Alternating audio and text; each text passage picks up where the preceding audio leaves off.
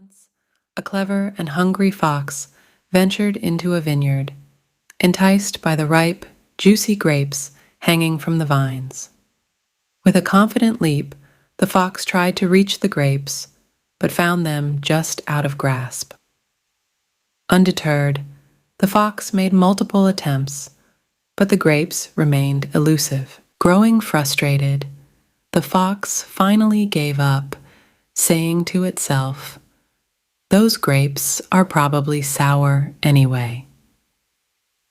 With that, the fox walked away, convincing itself that the grapes were not worth the effort. The moral of the story is that sometimes, when we can't attain something we desire, we tend to belittle it to ease our disappointment.